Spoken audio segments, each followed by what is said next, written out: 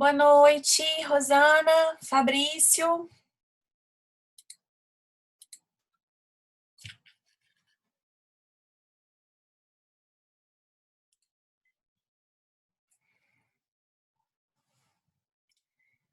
Boa noite, Fabrício, Rosana. Boa noite, Roberto. E aí, tudo bem com vocês? Esperar chegar mais gente. Tudo tranquilo. Então, tá bom.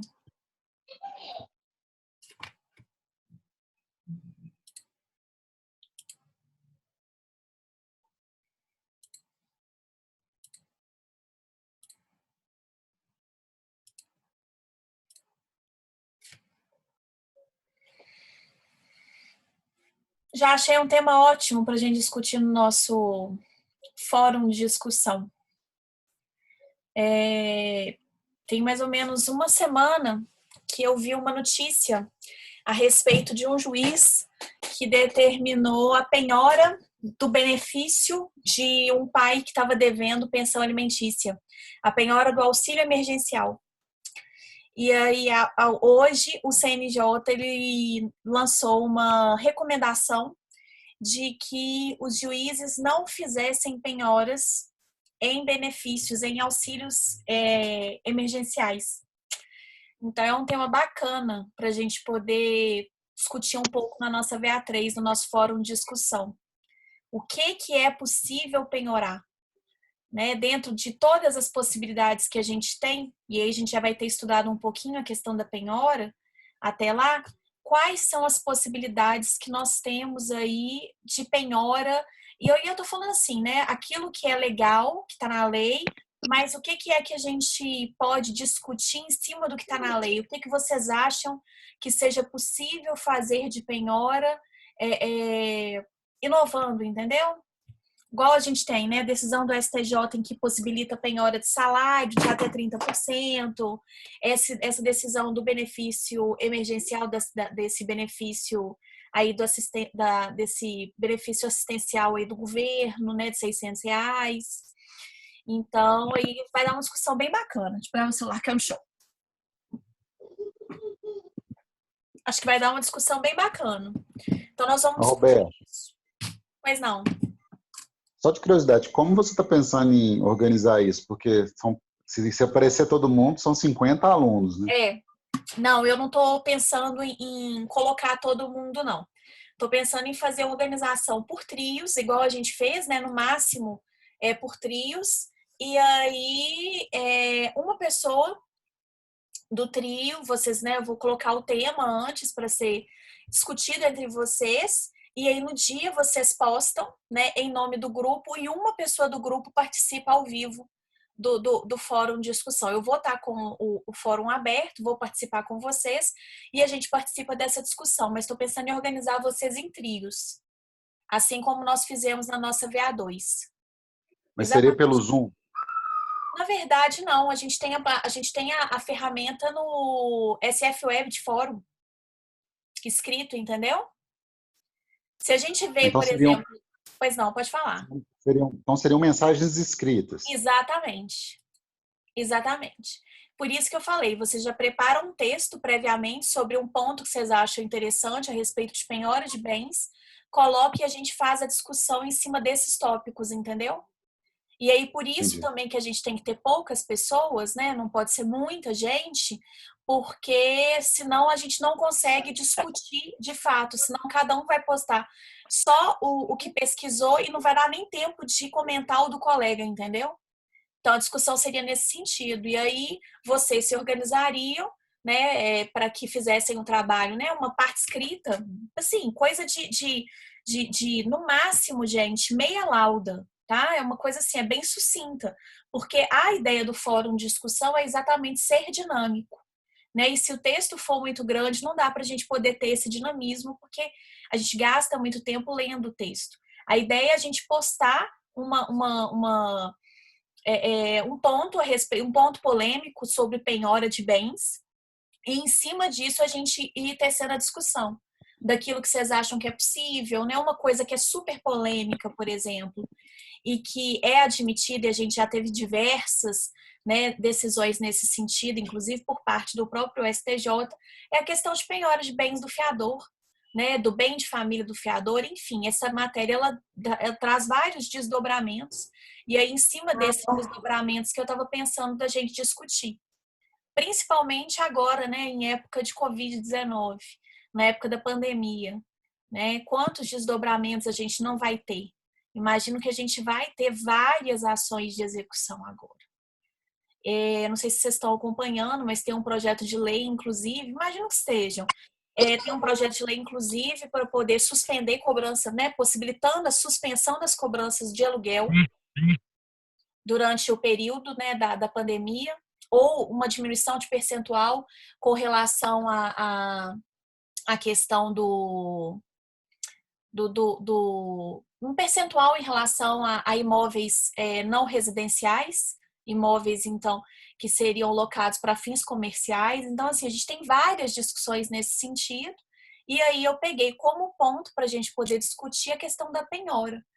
E aí a penhora ela vai trazer para a gente vários desdobramentos. É uma matéria que, geralmente, quando eu falo da questão de bens penhoráveis e bens impenhoráveis, e a partir da semana que vem eu já começo a entrar em execução por quantia certa, e aí a gente estuda a penhora dentro da execução por quantia certa, que eu vou explicar para vocês e tal a penhora, eu acho que vai trazer uns desdobramentos bem interessantes. É uma matéria que a gente vai conseguir debater bastante.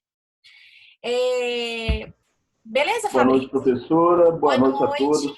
Tudo bem?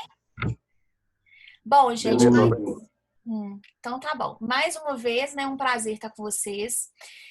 Antes de começar minha aula, eu vou dar alguns recadinhos, tá?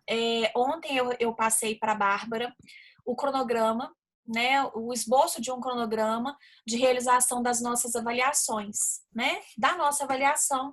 E aí eu tomei o cuidado, como vocês já haviam me pedido lá no início do semestre, para que minha prova não fosse no mesmo dia da avaliação da professora Juliana, né? Aí a prova de vocês, então, ficou agendada para o dia 21 de maio, né? Feira, tá?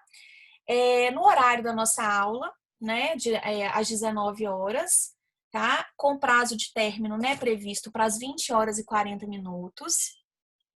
Ai, professora, não vai dar tempo de fazer e tudo mais. Ó, gente, assim, né, o que eu posso falar a respeito disso é o seguinte: a mesma prova que seria aplicada para vocês no presencial, o mesmo modelo de prova vai ser o modelo que a gente vai replicar no ensino remoto. Então, assim, não vai ser uma prova que eu vou exigir de vocês consulta, nada disso, né?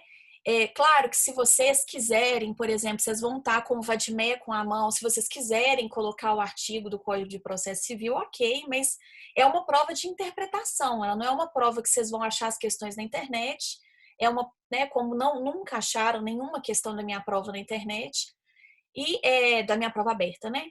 E é uma prova, gente, que ela é de casos concretos, em cima do que a gente discute em sala. Vocês já foram meus alunos e sabem que eu não cobro nada além daquilo que eu ensino para vocês, né? E que geralmente, inclusive, os casos que eu cobro na prova são bastante semelhantes aos casos que nós discutimos nas nossas aulas. Às vezes eu mudo uma coisinha ou outra, mas eu sempre cobro em cima daquilo que a gente estudou nas nossas aulas, né? Então, assim, eu entendo que às vezes algumas pessoas me questionaram e vem questionando, né? E eu acho que o questionamento é válido porque é uma situação nova que a gente está vivendo, né? Então, a gente vai adequar, vai se ajeitando, tá? Perguntaram, professora, mas será que vai dar tempo e tudo? Olha, gente, a prova, ela vai ser feita para vocês terminarem dentro do tempo previsto. Dentro da minha experiência, né, nas minhas provas anteriores, geralmente, a grande maioria da sala, e isso aí vocês podem comprovar porque vocês foram meus alunos, terminam a minha prova geralmente com 40 minutos de prova, né? Então, assim, geralmente nas minhas provas, que é a mesma prova que vai ser aplicada para vocês, que é uma prova de 3 questões, que se divide em letra A e letra B, né? Esse mesmo modelo de prova que eu já aplico, tá? Eu cobro um caso concreto, uma análise na letra A e uma análise na letra B, daquele caso específico. é uma prova que geralmente vocês terminam com 40 minutos, 50 minutos, no máximo 1 hora. São poucas as pessoas que normalmente ficam comigo até o final, né, dessa prova. E às vezes fica por causa de uma questão que não está lembrando e tal, alguma coisa nesse sentido. Então, eu imagino que vocês não vão ter problema com relação ao tempo, tá? Se tiver alguma instabilidade no servidor e tudo, né, o sistema faculdade, o pessoal, a equipe, ela vai estar acompanhando para poder dar a solução no tempo real. Além disso, gente, nessas semanas agora que antecedem a avaliação da prova, nós vamos fazer diversos testes com vocês. Então, eu vou jogar alguns exercícios para vocês lá dentro, algumas questões, né? Para vocês lá dentro do sistema, dentro do campo da prova, para vocês verem como é, exatamente para vocês poderem acessar e verem como que é que está funcionando a questão da prova, como que vai funcionar. Né? Não deixem para poder fazer na última hora. Ah, professora, cada faculdade, né, tá fazendo de um jeito, tem faculdade que tá dando 24 horas, tem faculdade que dá 5 horas, tem faculdade que dá uma semana. Enfim, gente, cada faculdade tem uma metodologia e até então a metodologia da FAMIG é essa, né, da gente aplicar a prova dentro do horário previsto. É claro que a gente vai realizar testes também durante a semana e se por um acaso, né, for identificado que o tempo, enfim, né, que está dando alguma coisa errada, isso vai ser adequado. Vocês sabem que a faculdade ela está sempre pronta para poder ouvir vocês e agora não vai ser diferente. Se for identificado algum problema, gente, vai ser sanado, isso é fato, né? Então não fiquem assim desesperados, primeira coisa. E aí, mais um conselho que eu dou para vocês, que eu falei na última aula e repito aqui. Não é porque vocês vão fazer essa prova, por exemplo, de casa, que vocês, né, assim, às vezes a gente pode ter a ideia, gente, uma ideia falsa, tá? De que por estar fazendo essa prova de casa, por estar fazendo essa prova com a possibilidade de ter um livro à mão, de pegar o celular e tentar pesquisar, que vocês vão deixar de estudar. Tá? E isso aí eu até falei para vocês na última aula, não tinha tanta gente, né, na minha última aula, mas eu disse isso quando eu fui fazer o OAB. Quando eu fiz a minha OAB, gente, eu podia levar livro, né? Na época que eu fiz a OAB a primeira vez e a única vez que eu fiz em 2008, tá? E aí, em dezembro de 2008, que eu fiz a prova, eu podia levar livro. Na verdade, eu fiz a prova fechada em dezembro de 2008 e aberta em janeiro de 2009. Naquela época, ainda podia levar livro. Eu levei uma mala de livro e aí não adiantou nada, assim, não ia adiantar nada eu levar os livros se eu não soubesse aonde que estava a matéria. Então, assim, não deixem de estudar por ter essa segurança de que, não, qualquer coisa eu vou olhar no livro e vou responder. Por quê, gente? Porque a prova é de interpretação de texto, né? É uma prova de interpretação de um caso concreto. Então, se você não tiver um conhecimento prévio para poder identificar do que se trata aquele caso, você vai se atrapalhar todo na hora de eventualmente fazer uma consulta, tá? De eventualmente procurar alguma coisa. E aí, de fato, o tempo, né, não vai ser suficiente. Por quê? Porque ao invés de você estar respondendo, você vai estar caçando, né, no livro, no material que eu disponibilizei, numa videoaula minha, a resposta. E aí, de fato, o tempo não vai ser suficiente, tá? Então, assim, é uma recomendação, né, de que vocês não deixem, porque isso aí, gente, eu falo que eu já fui aluna, né? Eu até falei isso aqui na última aula de uma professora de processo civil minha, na primeira prova dela, aquela prova que eu falei para vocês, né, quando a gente estudou processo civil 1, que eu tirei 3 em 25, ela deixou a gente fazer a prova com uma folha de papel ofício e a gente podia escrever o que a gente quisesse nessa folha de papel, né? O que a gente quisesse. E ainda podia fazer a prova com código, tá? E aí, o que aconteceu? Como eu não havia estudado a matéria, eu não sabia nem o que eu ia escrever na folha. Então, para começar. E eu fui escrevendo as coisas na folha sem saber o que eu estava escrevendo. Então, na verdade, para mim não adiantou nada. Eu não sabia como que eu ia procurar as coisas no código, porque eu não sabia o que procurar no código, eu não sabia o que eu ia consultar na minha folha. Então, assim, eu falo disso, gente, de uma experiência minha, exatamente porque eu já vivi isso e para que vocês não cometam o mesmo erro. Porque aí, na verdade, vocês vão ficar mais nervosos ainda. A prova já é um momento de tensão, né? é uma prova que vai ser realizada num sistema. Vocês vão fazer os testes antes para poder, né, minorar qualquer tipo de problema, diminuir qualquer chance de erro, de problema. E se vocês ainda, né, deixarem, por exemplo, fizerem um estudo superficial e deixarem para poder ver o que vai dar na hora, eventualmente fazer uma consulta, gente, vocês vão se encalacrar, vocês vão se embananar, porque vocês vão ficar nervosos e aí, né, na hora do nervosismo a gente não sabe o que consulta, não sabe o que faz. Então, assim, estudem e preparem-se para a minha prova, como e para as demais provas, né, gente? Claro, cada professor vai estabelecer com vocês aí, né, uma forma de prova, enfim, tá? Mas na minha prova eu posso dizer para vocês que será a mesma prova que já está pronta desde o início do semestre, que seria aplicada para vocês no presencial. Então, assim, preparem-se para fazer uma prova que vocês não consultariam e que vocês fariam no horário, né, de 1h40 e que terminariam muito provavelmente como vem terminando ao longo dos últimos semestres em 40 minutos, 50 minutos, né? Vai ser esse tipo de prova que vocês vão fazer, tá? Aí me perguntaram, professora, né? Foram algumas perguntas que eu fui recebendo, inclusive de manhã. Professora, se por um acaso eu sair do sistema, eu perco o que eu escrevi? Se você não salvar, sim. Então, primeira coisa, começou a escrever o texto? Salva. Escreve, salva, gente. Salva, vai escrevendo, né? Escreveu duas linhas, salva, tá? Por quê? Porque pode acontecer de, na hora do nervosismo, você enfiar o pé na tomada do computador. Isso acontece, gente, tá? Enfiar o pé na tomada do computador e o computador desligar. Pode acontecer de você ter um pique de luz na sua casa e aí seu computador desliga. Enfim, gente, né? Pode acontecer alguma coisa. Então, se você tiver feito e salvar, fazer e salvar, você não corre esse risco. Por quê? Porque mesmo você tendo que entrar de novo, aquilo que você escreveu tá salvo. Né? Então façam isso. Durante a semana a gente vai fazer os testes, tá? Então, assim, não entrem em pânico, não é momento de entrar em pânico, calma, né? E a gente vai adequando, gente, tá? A gente vai vendo, né, o que é possível de ajeitar, enfim, e vai adequando, tá? Não é para poder entrar em pânico, por favor, tá? Vocês que estão nas minhas aulas, né, todos os dias, que estão aqui comigo, que estão assistindo minha aula, mesmo depois, mesmo não estando aqui presencialmente comigo, eu sei que às vezes vocês têm outros afazeres, né, uma dificuldade de acessar o Zoom, enfim. Quem está assistindo as minhas aulas não e está entendendo, né, porque não adianta você assistir assim e não entender, e está entendendo o que eu estou falando, não vai ter problema na minha prova, né?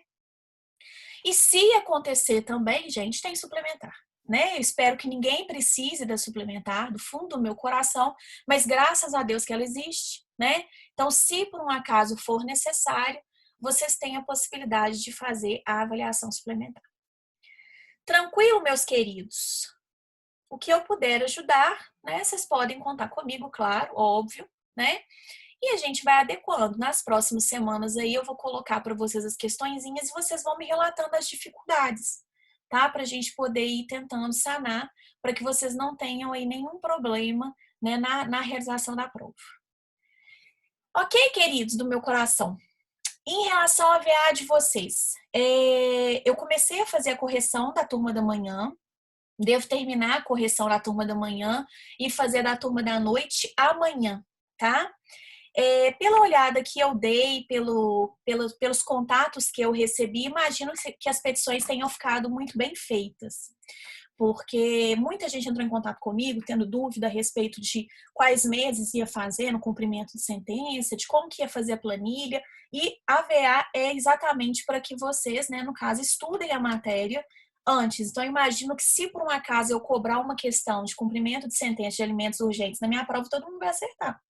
Imagino eu, porque vocês estudaram bastante, eu percebi que vocês estudaram bastante para poder fazer a minha VA. Eu vou ver, né, como é que tá a minha VA e tudo, mas imagino que vocês, a grande maioria de vocês, pelo menos, fez a petição mesmo, né, não pegou o modelo na internet e correu atrás. O objetivo da VA é exatamente esse, porque aí, por exemplo, quando vocês forem estudar para a minha prova, pelo menos cumprimento de sentença, vocês podem ficar tranquilos, não é verdade? Porque vocês já estudaram bastante para VA2, é só dar uma lidinha.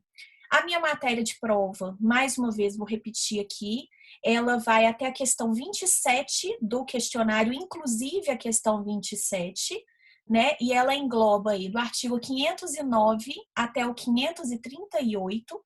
Eu vou anotar aqui, tá? 509 a 538 e 771 a 797 do CPC, tá? É a matéria da nossa prova. Claro que vai, Rosana, vai ter normal, prova final. Vamos ver, né, se a gente tem alguma novidade. Quem sabe acontece alguma coisa e não é possível essa prova final ser feita de forma presencial, né? Quem sabe, tá? Se não, né, a gente vai depois discutir como que ela vai ser feita, tá? Mas vai ter prova final normal, semestre normal, 4 VAs, né? Avaliação inicial, avaliação final. Ok, queridos? Então, a matéria da prova é essa. A matéria de hoje, que a gente vai estudar hoje, é uma matéria tranquila, porque, na verdade, muita coisa do que a gente vai estudar hoje, a gente já estudou no cumprimento de sentença, de obrigação de fazer fungível, infungível, de obrigação de não fazer. Então, acaba que essa matéria fica mais leve e, a partir da próxima aula, a gente já começa a execução por quantia certa, que eu amo de paixão, adoro. Eu acho que é uma das partes mais legais, né, da nossa matéria, e entra na parte de penhora, e entra nas partes polêmicas, né, o oficial de justiça podendo arrombar a porta do executado para poder entrar lá dentro e penhorar as coisas, enfim, né, o negócio é mais bruto, tá? Mas eu gosto bastante, acho que vai ser bem legal, vocês vão gostar também. E aí eu tava falando para os meninos também a respeito da nossa VA 3, né, que vai ser organizada e vai ser um fórum de discussão, muito provavelmente no dia 28, tá? Que é uma quinta-feira. Esse fórum de discussão ele vai ser via SF Web. E para poder a gente organizar e tudo mais, eu gostaria que vocês se organizassem em trios, para que uma pessoa do trio participasse do chat, né? Fizesse a postagem da parte escrita do trabalho lá na hora e participasse do chat, tá? Eu acho que ia ser bem legal. Mas mais para frente eu passo para vocês as coordenadas direitinho. A gente vai trabalhar a questão da penhora, tá? Dos desdobramentos a respeito da penhora de bens, né? Os pontos polêmicos a respeito de penhora de bens. Igual a gente tem agora, penhora do auxílio emergencial, penhora de salário, penhora de bem de família. Então, a gente vai estudar isso. Oi, Fernando, tudo bem? Então, a gente vai estudar esses pontos e a gente vai discutir esses pontos, tá? Na nossa VA3. E a VA4 é o estudo dirigido, que já está disponível para vocês. Eu ainda não abri o campo, né, para vocês fazerem a postagem para mim. Mais um pouquinho para frente eu abro. Eu marquei para o início de junho, mas já havia adiantado para vocês que eu iria, né, postergar essa data. Eu tinha marcado, salvo engano, para o dia 4 de junho, só para ter uma referência de data, mas essa data vai ser postergada, tá, gente? Façam o estudo dirigido de forma a utilizarem ele para o estudo de vocês, né? Vocês estão tendo aí 10 pontos para estudar. E fazer o estudo dirigido bem feito, vocês garantem esses 10 pontos. Ok, queridos do meu coração? Então, eu vou começar a nossa aula. E hoje a gente vai falar um pouquinho a respeito da execução de título executivo extrajudicial, das obrigações de fazer infungível, fungível e das obrigações de não fazer, tá? Na última aula, nós falamos um pouquinho, gente, a respeito da execução da obrigação de entrega de coisa certa e incerta.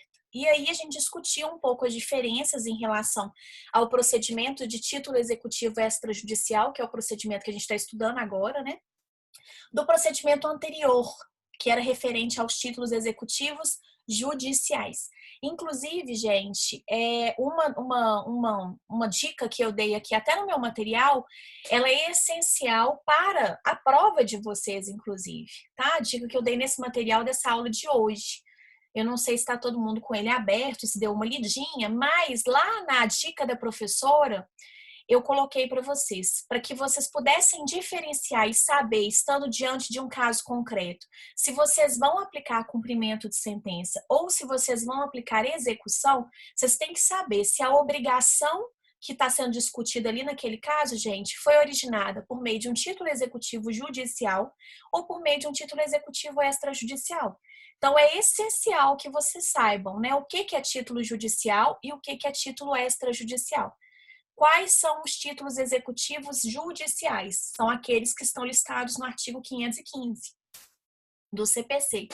Quais são os títulos executivos extrajudiciais? São aqueles que estão listados no artigo 784 do CPC. Então, é possível que vocês ali saibam, se vocês souberem, por exemplo, né, os títulos executivos judiciais, fatalmente, se não tiver, né, dentro daquela relação, daquele rol taxativo do artigo 515, é porque vocês estão diante, então, de um título executivo extrajudicial, tá? Então, isso é essencial. Para a primeira prova, para a nossa avaliação inicial, vocês até que não terão tantos problemas com relação a isso, porque eu vou cobrar só cumprimento de sentença, né, gente? Eu não cobro as execuções em espécie. Eu cobro tudo que a gente estudou até cumprimento de sentença de obrigação de entrega de coisa. Mas, se eventualmente alguém precisar de fazer suplementar, ou mesmo na avaliação final, isso é essencial. Vocês poderem ali saber se vocês estão diante de um título executivo judicial ou de um título executivo extrajudicial, para saber se você vai utilizar como procedimento ali a execução ou cumprimento de sentença, tá? E aí, então, hoje a gente começa o estudo dessa execução de obrigação de fazer e de não fazer, tá? O procedimento, gente, é um procedimento simples, é um procedimento que vocês, inclusive, já viram, né? É o mesmo procedimento, com algumas pequenas mudanças com relação à execução. Então, os procedimentos que nós vamos estudar hoje são os mesmos procedimentos, com algumas modificações que já foram estudados no cumprimento de sentença das obrigações de fazer infungíveis, fungíveis e das obrigações de não fazer, tá? São os mesmos procedimentos. O que muda, na verdade, é a origem do título e algumas questões, algumas peculiaridades. Por exemplo, na execução, a gente tem citação. Lá no cumprimento de sentença, nós temos intimação. Quando vocês estudaram o cumprimento de sentença das obrigações de fazer e de não fazer, vocês viram que o juiz de ofício ou requerimento da parte pode dar início ao cumprimento de sentença. Aqui na execução, gente, é sempre o exequente que vai dar início a essa execução por meio de uma petição inicial que vai estar ali acompanhada do título executivo extrajudicial, tá? Professora, quais são os títulos mais comuns em obrigação de fazer? Os títulos mais extrajudiciais mais comuns, gente, contrato e acordo, tá? Celebrado pelas partes com a presença de duas testemunhas, ou pelas partes com a presença do advogado das partes, ou do Ministério Público, ou da Defensoria Pública, ou da Advocacia Pública, ou ali celebrados com um conciliador ou mediador judicial, tá? São os títulos mais comuns, os títulos executivos extrajudiciais mais comuns em obrigação de fazer, porque a gente está diante da prestação de um serviço. Então, eu vou começar a falar um pouquinho da obrigação de fazer infungível. Lá, quando a gente foi estudar o cumprimento de sentença, eu perguntei para vocês, que cantor que vocês querem que cante na festa de formatura de vocês? E aí aqui eu vou repetir a pergunta. Bruno, aproveitando que você está na aula, eu acho que foi você que me respondeu isso lá na aula de cumprimento de sentença. Que cantor que vocês querem que cante aí no baile de formatura de vocês? Gustavo Lima, né? Beleza. Então, vocês não terão problemas com amanhã. Vocês vão poder fazer a festa juntos, porque de manhã também o pessoal quer o Gustavo Lima, tá? O exemplo que eu tinha dado lá no cumprimento de sentença era de um contato com o Gustavo Lima sem contrato, né? Então, não havia um título executivo extrajudicial, havia uma conversa de WhatsApp, um e-mail, e aqui nesse exemplo agora, atual, houve um contrato, tá? Então, foi assinado um contrato entre o Bruno, suponhamos que o Bruno seja presidente da comissão de formatura, e ele assinou, então, né, em nome da formatura, um contrato com o Gustavo Lima, tá? Para que o Gustavo Lima, ele cantasse na festa de formatura de vocês. E aí, o que aconteceu, gente? Aconteceu a festa de formatura, o Gustavo Lima não apareceu, né? Só serviu o Gustavo Lima? Só serviu o Gustavo Lima, tá? Porque é uma obrigação de fazer infungível. Tem aquela pessoa específica. Não me importa que qualquer pessoa cante. Me importa que aquela pessoa específica cante no baile de formatura. E aí deu um banzé danado na festa, porque o Gustavo Lima não foi. E aí todos os formandos foram em cima do Bruno e falaram pro Bruno que ele tinha enganado todo mundo. E aí o Bruno pegou o contrato e mostrou para todo mundo. E aí depois ficou tudo bem, tá? E aí o que aconteceu? A comissão de formatura, então, sobrou um dinheirinho, resolveu fazer uma festa à parte. Então havia ainda a viabilidade do cumprimento da obrigação de fazer infungível. E aí a comissão de formatura, então, entrou com uma execução desse contrato, tá? Uma execução de título executivo extrajudicial de obrigação de fazer infungível em face lá do cantor. O que aconteceu, gente?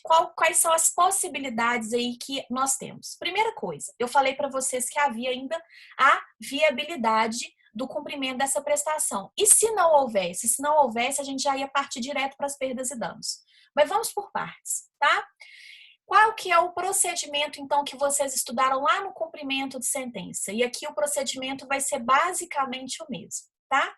Vou falar, né, o que é diferente e vou seguir o mesmo procedimento que a gente já estudou. O que vai acontecer, então? O Bruno, né, em nome da comissão de formatura, acompanhado do seu advogado ou ele mesmo, né, gente, porque ele já passou na OAB, já tem a carteirinha da OAB, tá na mão, ele moveu essa ação, então, tá? Em causa própria, advogando, né, praticamente em causa própria. Moveu a ação, então, contra o cantor, fez a petição inicial, instruiu essa petição inicial com o título executivo, que é a cópia lá do contrato, e aí, então, o cantor, ele foi citado. O juiz, antes da citação, ele despachou essa petição inicial, viu que ela preenchia todos os requisitos, que ela estava ok e já fixou a multa diária pelo descumprimento da obrigação, tá? Então, a multa já estava contando porque a obrigação já havia sido descumprida, tá? E determinou a citação, então, do cantor. Nesse caso, professora, qual que é o tipo de citação que pode ser realizado? A gente pode fazer a citação por meio de carta com aviso de recebimento ou por meio de oficial de justiça. Se, por um acaso, ele tivesse um cadastro em meio eletrônico, né? Se a gente já tivesse a implantação dessa citação eletrônica como uma realidade, poderia ser feita uma citação eletrônica? Poderia, tá? Mas, né, dentro da realidade que nós temos hoje, ele vai ser citado ou por meio de carta com aviso de recebimento, ou por meio de mandado. A gente não tem a especificidade, no caso das obrigações de fazer e de não fazer, gente, da citação ter que ser por meio de mandado, tá? Não tem essa necessidade, ok? Geralmente, como que é feito, professora? Na prática, geralmente a gente pede por meio de oficial de justiça, tá? Mas foi citado, e aí, então, o cantor devidamente citado, ele tem algumas possibilidades. Primeira possibilidade, cumprir a obrigação, tá? Naquela data que foi estipulada, tem prazo devidamente estipulado em lei, professora, para o cumprimento dessa obrigação? Não. Qual que é o prazo, então, que o juiz vai determinar na citação para que a obrigação seja cumprida? O prazo que eventualmente estiver no título, e se não tiver um prazo do título, gente, ele vai fixar um prazo para o cumprimento da obrigação, tá? Então, se no contrato, né, tivesse ali a estipulação de um prazo, uma viabilidade ainda de um segundo cumprimento, enfim, tivesse ali estipulado no contrato um prazo, ele utilizaria o prazo que estivesse ali contido no contrato. Se não tiver nenhum prazo, gente, o juiz ele vai estipular o prazo. Obviamente, nesse caso, o juiz ele estipularia esse prazo levando em consideração a segunda festa que vai acontecer da comissão de formatura, né, junto com os formandos. Então, o cantor, ele tem a chance de ir lá e cumprir a obrigação. Cumpriu a obrigação, extingue-se o processo com resolução do mérito, extingue-se a execução com resolução do mérito, e não há que se falar em mais nada, né? Pode acontecer também, gente, do executado devidamente citado opor embargos do devedor ou embargos à execução. É o mesmo instituto, como eu já falei para vocês, alguns doutrinadores se referem aos embargos como sendo embargos do devedor, outros embargos à execução, mas é a defesa do executado no processo de execução. A gente vai estudar os embargos um pouco mais adiante, mas eu já adianto para vocês que ele é a defesa do executado no processo de execução, tá? E ele é um pouquinho diferente lá da impugnação que a gente já estudou lá no cumprimento de sentença, tá? Como também Também esse cantor ele pode fingir de morto, ficar inerte, falar assim, vou fingir que não é comigo para ver o que vai dar, tá? Ficou inerte, gente, já tá contando a multa, né, diária pelo descumprimento da obrigação. E aí então o Bruno, que é presidente da comissão de formatura, vai expor para o pessoal a respeito da viabilidade da obtenção da tutela pelo resultado prático equivalente. Que nessa situação, gente, seria basicamente a contratação de uma outra pessoa. A gente sabe que a obrigação ela é infungível, mas se eventualmente numa discussão eu conseguir um profissional do mesmo patamar, gente, é possível que eu obtenha essa tutela pelo resultado prático equivalente. Então, conversou com o pessoal, falou assim, gente, vamos fazer a festa então com outra pessoa? Vamos. Então, vamos contratar quem? Quem que vocês querem contratar no lugar do Gustavo Lima, então? Quem que é, Bruno?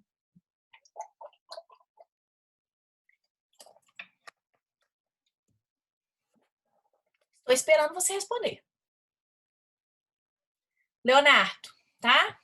Então, o Bruno, ele conversou com o pessoal e aí eles viram que no lugar do Gustavo Lima tinha a possibilidade da contratação do Leonardo. Ok. Então, o que é que vai acontecer, gente? Todos os gastos de contratação desse terceiro, para a gente poder obter a tutela pelo resultado prático equivalente, serão cobrados do executado, mais as perdas e danos, né? Que serão liquidadas e prossegue por quantia certa. Não tem multa por litigância de má-fé, tá, gente? Isso aí eu falei na última aula e vou falar novamente. Quando a gente fala de execução de título executivo extrajudicial nas obrigações de fazer, de não fazer e de entrega de coisa, nós não temos aquela multa que tem a previsão dela no cumprimento de sentença, tá? Aquela multa, ela é específica de cumprimento de sentença, ok? Então, nós não temos essa multa na execução, tá? Então, o que vai acontecer é que vai somar o valor que você gastou com a contratação do Leonardo, com eventuais perdas e danos, e aí dentro dessas perdas e danos a gente pode ter, por exemplo, uma indenização por danos morais. Só um minutinho, Ana. Soma isso, liquida a indenização, né, o valor das perdas e danos, e aí então eu cobro tudo por quantia certa. Fala, Ana. Ana? A multa que você falou que não tem era qual? Da litigância de má-fé. Tá bom, obrigada. Tá? É aquela multa lá da litigância de má-fé que está prevista lá no artigo 536 do CPC. Parágrafo 3º. Tá bom? Bom. Qual que é o artigo? 536, parágrafo 3º. Obrigada. Nada. Pode acontecer também, gente, de não haver mais viabilidade no cumprimento dessa prestação, da comissão de formatura chegar num consenso de que não quer mexer mais com isso, que já deu trabalho demais, né? Ou de mesmo a comissão chegar e falar assim, olha, não tem ninguém que possa substituir o Gustavo Lima, é só ele mesmo, então a gente não quer outra pessoa. Nesse caso, gente, sendo impossível o cumprimento por outra e a obtenção de tutela pelo resultado prático equivalente, o que vai acontecer é que essa obrigação vai ser convertida em perdas e danos. Sendo convertida em perdas e danos, vai haver a liquidação para poder apurar o quantum devido e prossegue por quantia certa, tá? Basicamente, o mesmo procedimento que a gente estudou lá no cumprimento de sentença, com essas modificaçõezinhas de citação e de não haver a multa por litigância de má-fé, tá? Alguma dúvida, gente? Até aqui? Tá tranquilo? Tranquilo. Então, beleza. Gente, estamos no último minuto dessa aula de 40 minutos. Eu vou encerrar essa e já vou passar. Tô passando agora para vocês o link da próxima aula para a gente não perder tempo, já entrar na próxima aula rapidinho. E aí, eu vou encerrar essa antes que ela caia, tá? Tô mandando agora aí para vocês, neste minuto. Vocês já vão entrando na aula, porque assim que eu acessar, eu já vou admitindo vocês. Tá bom? Beijo. Não foge, viu, gente? Beijo.